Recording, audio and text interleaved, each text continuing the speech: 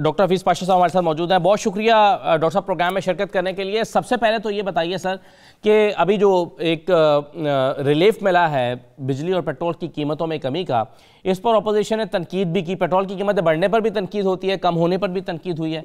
तो आपके ख्याल में हुकूमत का इकदाम सही है या तनकीद सही है जो उस पर हो रही है? बिस्मिल्लाहिर्रहमानिर्रहीम। मेरा अंदाज़ा ये है कि हमारे प्राइम मिनिस्टर साहब का जो उन्होंने जो ख्याल किया है रिलीफ देने का, वो बहुत मुनासिब है। इसलिए कि पिछले 1.5-2 साल से ख़ास तौर पे अफरात ज़र की रफ्तार में बहुत इजाफा हुआ और ख़ास तौर पे खाने पीने की चीज़ों की कीमतों में नुमाया तौर पर इजाफा हुआ है। लिहाजा प्राइम मिनिस्टर साहब ने बहुत ख्याल किया और एक रिलीफ पैकेज पेश किया।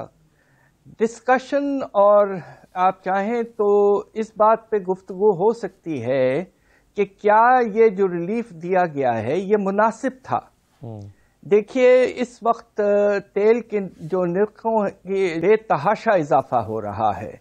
आज ये $113 फी बैरल तक पहुंच गए हैं और दूसरी तरफ उसके नतीजे में और दूसरी चीज़ों की कीमतों के बढ़ने से बिजली की भी जो फ्यूल कॉस्ट है उसमें भी इजाफा हो रहा है। तो ये मेरा ख्याल ये कि हम प्राइम मिनिस्टर साहब की कोशिश ये होनी चाहिए थी कि कम से कम ये करते कि बढ़ने की इजाज़त नहीं देते, मगर जो गिरावट लाए हैं उससे बोझ बजट पर काफ़ी पड़ेगा। इसके बरक्स हम ये समझते हैं कि मुनासिब पॉलिसी ये होती कि सारे जो बेसिक खाने पीने की चीज़ों पर टैक्स लगे हैं, जिस तरह चीनी पर, घी पर, आपके सब्जियों पर, आपके चाय पर, इन सब पर मुनासिब पॉलिसी ये होती कि वक्ती तौर पर कम से कम 4 महीने के लिए इन सब आइटम्स पर टैक्स ख़त्म कर दिया जाता। ये अवाम को इससे ज़्यादा फ़ायदा होता है। बिजली और तेल के निर्खों की कमी से मिडिल क्लास और अमीर तबके को ज्यादा फायदा होता है। तो लिहाजा हमारी राय यह है कि रिलीफ देना बहुत जरूरी था, मगर शायद ये मुनासिब तरीका नहीं। अच्छा डॉक्टर साहब, ये जो आर्गूमेंट है हुकूमत का कि आलमी मंडियों में चूंकि कुछ चीज़ों की कीमतें इतनी ज़्यादा हुई हैं, फिर फ्रेट चार्जेस बढ़े हैं, फिर ये खुर्दनी तेल की कीमतें हैं, इसका रॉ मटेरियल महंगा हुआ है, फिर दालें इंटरनेशनल मार्केट में हम चूंकि वहाँ से ज़्यादा इंपोर्ट करते हैं, इंपोर्ट पर हमारा निसार है, तो इसलिए ये यहाँ पर महंगाई का पास ऑन होना जो है वो एक लाजमी उनसुर था। और दूसरी बात यह है कि पूरी दुनिया में महंगाई हुई है तो पाकिस्तान में भी हुई है। तो ये आर्गूमेंट क्या हुकूमत का दुरुस्त है या गलत है? ये बात तो बिल्कुल मुनासिब है कि इस वक्त अफरात ज़र जो है वो फैल रहा है और अमेरिका जैसा मुल्क में आज अफरात ज़र की रफ्तार 7% हो गई है। 40 साल में सबसे ज़्यादा है ये रेट। पाकिस्तान के सिलसिले में जो बात परेशान कुन है कि हमारे यहाँ अफरात ज़र की रफ्तार जो है वो बहुत हाई है जी। अब हिंदुस्तान, बांग्लादेश वगैरह उनके यहाँ अब ये 6 से 7% अफरात ज़र पहुँच रहा है। हमारे यहाँ पिछले महीने ये 12% से भी ज़्यादा था और उससे पहले 13% था। तो पाकिस्तान में जो रेट है इन्फ्लेशन के वो ज़्यादा है और ये परेशान कौन है। सही है डॉक्टर साहब, ये पेट्रोल हुकूमत ने कीमतें कम तो कर दी, चले इस पर आर्गूमेंट ये दिया कि जी हमारे पास टैक्स अच्छा इकट्ठा हुआ था तो हमने पास ऑन कर दिया, रिलीफ दे दिया आवाम को, लेकिन कीमतें तो मुसलसल बढ़ रही हैं और $118 फी बैरल पे पहुंच गई है खाम तेल की कीमत। तो ऐसी सूरत हाल में आइंदा दिनों में हुकूमत क्या इस पर बरकरार रख पाएगी या रखना चाहिए, और कब तक ऐसा कर पाएगी अगर कीमतें मुसलसल बढ़ती रहती हैं और वॉर भी चल रही है? तो आपके ख्याल में आइंदा दिनों में आवाम क्या तवक्को रखें? कीमतें पेट्रोल की बढ़ेंगी, बरकरार रहेंगी? प्राइम मिनिस्टर साहब ने वाज़े तौर पर कहा है कि 4 महीने के लिए कीमतें यही रहेंगी और हम ये एक्सपेक्ट करते हैं कि पाकिस्तान के जो मुंतखब प्राइम मिनिस्टर हैं जो वो बात करते हैं उस पर वो कायम रहेंगे। अलबत्ता कोशिश अब ये करनी पड़ेगी कि किसी न किसी तरीके से हम रेवेन्यूज़ में कुछ इजाफा करें। तो अभी तक जो बातचीत चल रही थी कि जो पर्सनल इनकम टैक्स का निज़ाम है जी, उसमें बेहतरी लाने की बहुत ज़रूरत है।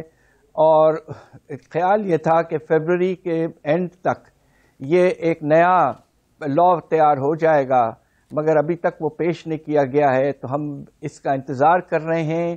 اس وقت امیر طبقہ جو ہے بڑا خوشحال ہو گیا ہے۔ پرائم منسٹر صاحب نے خود کہا کہ کمپنیوں کی جو پروفٹ ہے وہ 900 ارب سے بھی اوپر چلے گئی ہے، اور آپ کو حیرت ہوگی کہ گاڑیوں کی سیل میں 60% اضافہ ہے۔ تو یقیناً اس وقت ریلیف پیکج کو فائنانس کرنے کے لیے امیر طبقے کے انکم ٹیکس میں کچھ اضافہ ضروری تھا، اور ہم سب سمجھ رہے تھے کہ شاید پرائم منسٹر ایک بیلنسڈ پیکج لائیں گے، ریلیف دیں گے، اور ساتھ ساتھ انکم ٹیکس میں کچھ اضافہ کریں۔ اب ہم اس کے بعد کے منتظر ہیں کہ دیکھیے آنے والے دنوں میں کیا ہوتا ہے۔ اچھا ڈاکٹر صاحب، یہ ابھی جو ایک ایمنسٹی لائی گئی ہے جس کے بارے میں کہا گیا ہے جی کالا دھن سفید کرنے کی اسکیم ہے یہ، اور اس سے کچھ مخصوص لوگوں کو فائدہ ہوگا، لیکن دوسری طرف کہا گیا کہ جی صنعتوں کا پہیہ چلے گا، صنعتوں کو فائدہ ہوگا، آپ اس کو کیسے دیکھتے ہیں؟ دیکھیے، ہمارے یہاں اگر پرائم منسٹر صاحب چاہتے ہیں کہ جو ہمارے دوسرے ملکوں میں ورکرز موجود ہیں جو اللہ کے فضل سے پاکستان کو نے اتنا مدد کیا ہے کہ 30 ارب ڈالر تک وہ سالانہ ریمیٹنسز بھیجتے ہیں، اور اس کی وجہ سے ہمارے جو توازن ادائیگی ہے وہ ابھی تک قائم رہے۔ اگر یہ سلسلہ ہم زیادہ کرنا چاہتے ہیں کہ ہمارے جو ورکرز ہیں وہ انویسٹمنٹ بھی کریں، اور خاص طور پہ جو دوسرے ملکوں میں ایمریٹس میں یا امریکہ میں کچھ ہمارے پاکستانی لوگ ایسے ہیں جو بزنس وغیرہ بھی کر رہے ہیں، تو میری رائے یہ ہے کہ جو باہر سے پیسہ آئے گا اس کو آپ ریلیف دے دیں، ایمنسٹی دے دیں، مگر جو ملک کے اندر جو پیسہ پیدا ہو رہا ہے وہ نارمل ٹیکس کے تھرو آنا چاہیے۔ یہ بالکل نامناسب ہوتا ہے کہ ہر دوسرے تیسرے سال ہم ایمنسٹی دے دیتے ہیں، اور اس کے نتیجے میں جو ریونیو جو ہیں وہ ہمارے کم ہو جاتے ہیں، اس لیے کہ لوگوں کو پتا ہے کہ آنے والے دنوں میں 5% دے کر ہم ایمنسٹی لے لیں گے۔ تو اندرونی آمدنی، اندرونی جو سرمایہ کاری ہے اس میں ایمنسٹی نامناسب ہے۔ باہر سے جو پیسہ آ رہا ہے اس پہ آپ ضرور دیں۔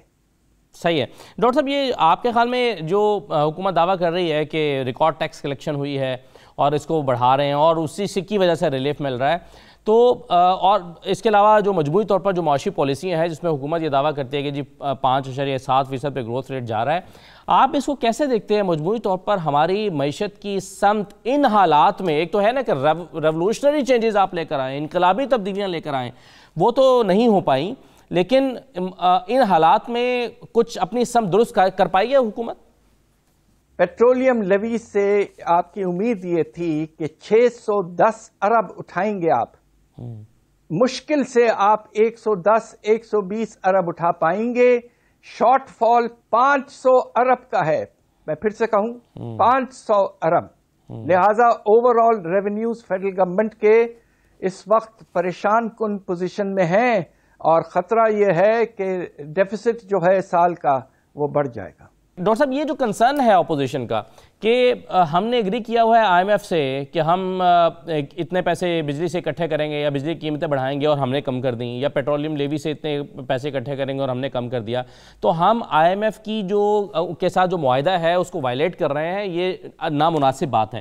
یہ کتنا کنسرن صحیح ہے آپ کے خیال میں؟ یہ کنسرن بہت مناسب ہے۔ آپ نے دیکھا کہ چھٹے ریویو میں آئی ایم ایف کا رجحان پاکستان کی طرف بہت سخت تھا، اور ہر چیز جو ہم نے پچھلے سال مارچ میں کمٹمنٹ کی تھی ہر ایک چیز کروائی انہوں نے، اور پھر چھٹا ریویو کمپلیٹ ہوا اور 1 ارب ڈالر ہمیں ملے۔